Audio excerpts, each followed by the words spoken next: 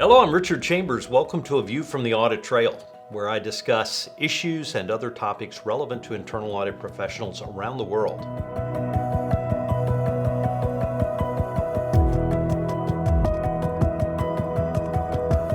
A few months ago, I wrote a blog about a Chief Audit Executive getting the boot.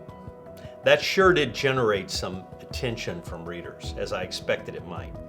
In essence, the ousted CAE felt the company's culture might not have been aligned well with an internal audit function that asserted what he called a real degree of independence. He also cited relationships that were cordial but not genuine. Fortunately, the end was not acrimonious and there was a parting gift in terms of a fair settlement. But what concerned me the most was that the audit committee apparently played no role in his exit. In fact, they didn't even know it until he told them. I wish all of this was unique, but it's not. Sadly, far too many audit committee members distance themselves from hiring and firing.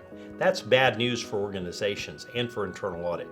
To encourage independence and objectivity in internal audit, there should be separate functional and administrative reporting lines. A strong functional reporting relationship to the audit committee helps to ensure that the CAE won't be unduly constrained by management. It also makes it harder for management to confine the scope of internal audit or suppress unfavorable results. There is good news. A recent IA survey found that 94% of CAEs in publicly traded companies had a functional reporting relationship to an audit committee, board, or equivalent. But of course, that doesn't mean boards and audit committees always adhere to the separation. For CAEs to do their job, they must have an intimate knowledge of the organization's operational capabilities and risk appetite. They must be credible and respected, and to be effective, they must be able to tackle delicate issues without fear of retribution. That takes courage, even when there's proper alignment. Left unchecked, management can tie internal audit's hands through unreasonable constraints on compensation, budgets, in travel, and in many other ways. The organization overall is the ultimate loser.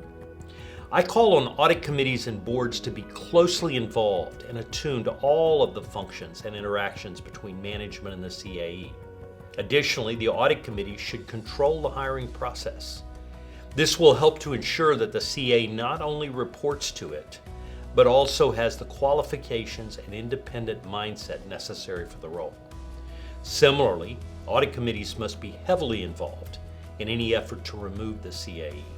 They must ensure that any action is truly in the best interest of the organization.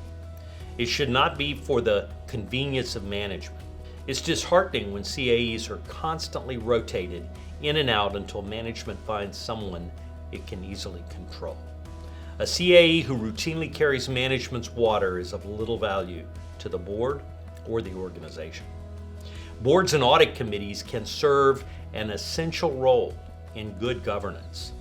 They can provide direction, oversight on risk management, and the internal controls.